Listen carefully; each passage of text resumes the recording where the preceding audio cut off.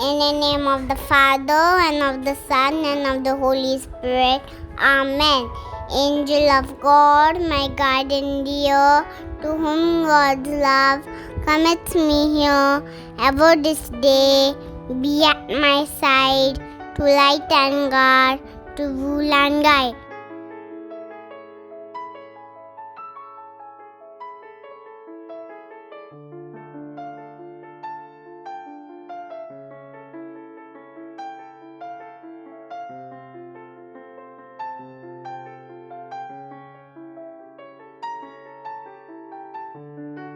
Many of us learned this prayer as children, and hopefully we still pray to our guardian angels daily.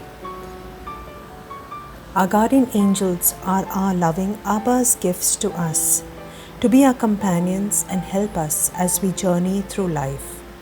We may not be able to see or touch or feel or hear them, but there are many references in Scripture, as also saints speak of their experiences with angels.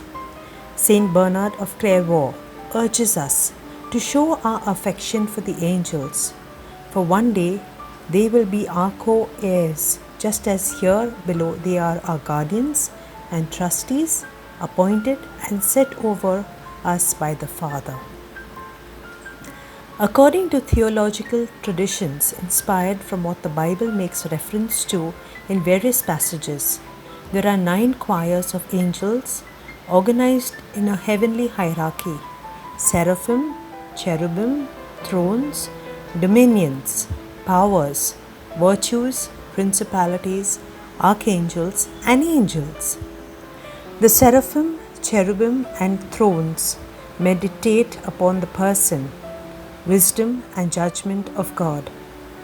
The dominions, powers, and virtues govern the forces of nature and the universe as a whole. Principalities are guardians of nations and cities. Archangels are guardians of special people, and angels are guardians and messengers to us all. As October 2 is the feast of the guardian angels, we will be focusing on them for the rest of the presentation.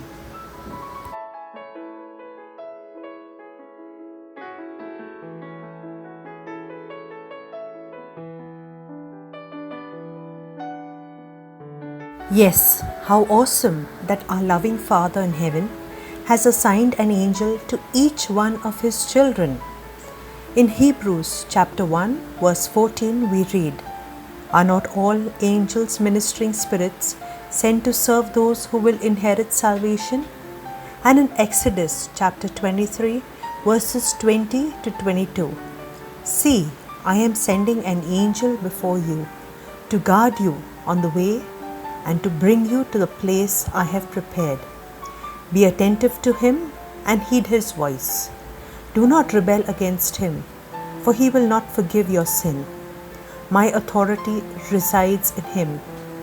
If you heed his voice and carry out all I tell you, I will be an enemy to your enemies and a foe to your foes."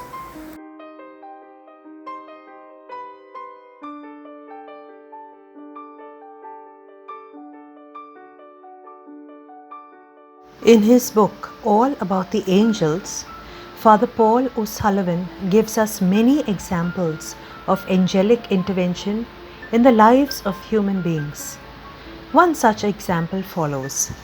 A lady and her daughter were walking together on a road on the side of which there was a high wall. Suddenly, the young girl stopped, and the repeated calls of her mother to come on fell on deaf ears. A moment after that, the high wall crumbled and fell with an awful crash, and would certainly have killed both mother and daughter had they gone a few steps further. The mother was shocked at what happened and asked the girl why she had stopped so suddenly and, as it proved, so opportunely. "Oh, mother," said the girl in surprise, "did you not see the young man who signaled to me not to go on? It must have been her angel." Saint Pio whose feast we celebrated a few days ago, had a great devotion to guardian angels. From a young age, he could see not just his own guardian angel, but also the angels of others. Once Saint Pio accepted anyone as his spiritual son or daughter, he would never abandon them. And even if he could not physically visit them, he would help them via their guardian angels. I am happy to share about Saint Pio's intervention in the life of his spiritual child, Cecil Humphrey Smith, a gentleman from England. Whilst in Italy during the time Padre Pio was alive, Cecil had a car crash and was very seriously injured. A friend of his, seeing him in such a bad condition afterwards, went to the post office and sent a telegram to Padre Pio requesting his prayers for the injured Cecil. When he presented the telegram at the desk, the man gave him back a telegram from Padre Pio assuring his prayers for Cecil Humphrey Smith's recovery. It was some months before Cecil was in good enough shape to travel again, but immediately he made tracks for San Giovanni Rotondo. On this occasion, both Cecil and his friend met Padre Pio and thanked him for his prayers. At the same time, they were curious to know how he came to know about the accident and how a telegram had arrived in such a short space of time. In response to their demand, Padre Pio, in his humoristic way, said, "Do you think the angels go as slowly as planes?"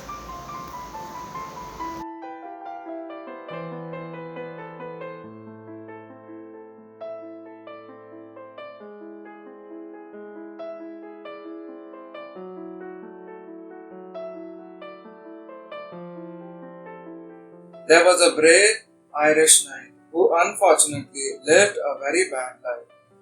Once while sitting at a table, he became unconscious and would have been buried if his body had become totally cold. He remained in this state from Wednesday to Saturday till he regained consciousness. He was a completely changed man.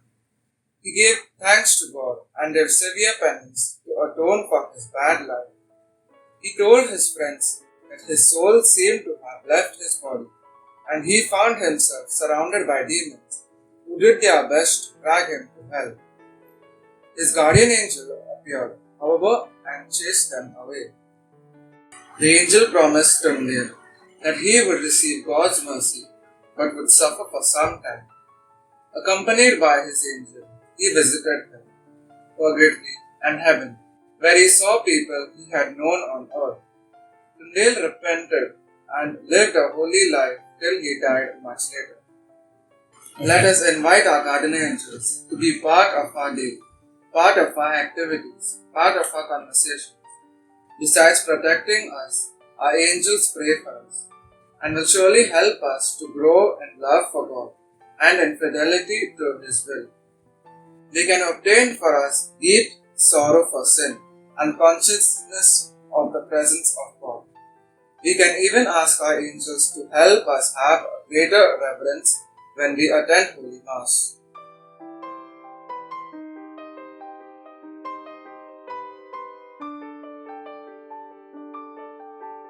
Did you know that you can send your guardian angel to attend Mass when you are ill? Here is a beautiful prayer.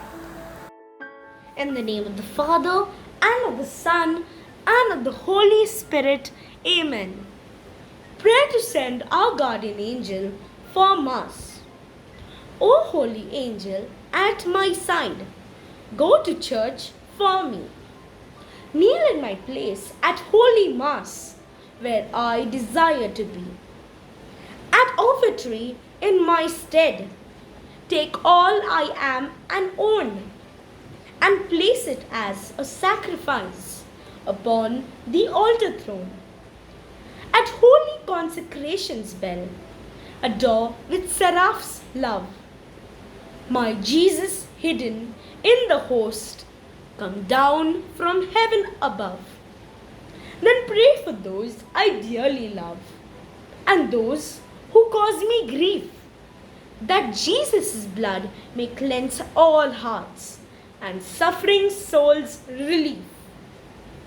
And when the priest communion takes, oh, bring my Lord to me, that his sweet heart may rest on mine, and I his temple be. Pray that this sacrifice divine may mankind's sins efface. Then bring me Jesus' blessings home, the pledge of every grace. Glory be to the Father, and to the Son, and to the Holy Spirit, as it was in the beginning, is now, and ever shall be, world without end. Amen.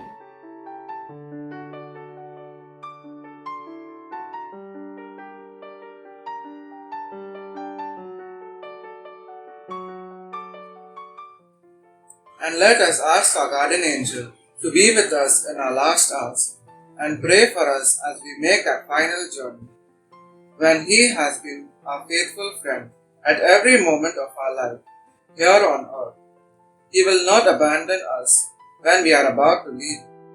Friends, what we have shared here today is just the tip of the iceberg.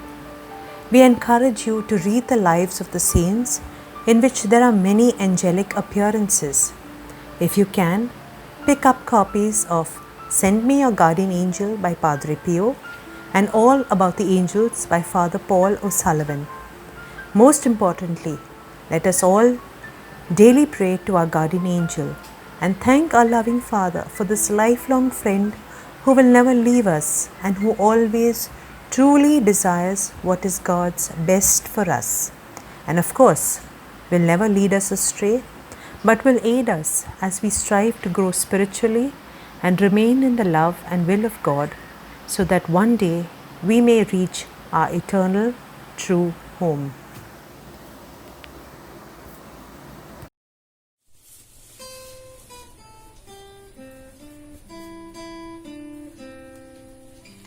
Guardian angel from heaven so bright, watching beside me to lead me aright.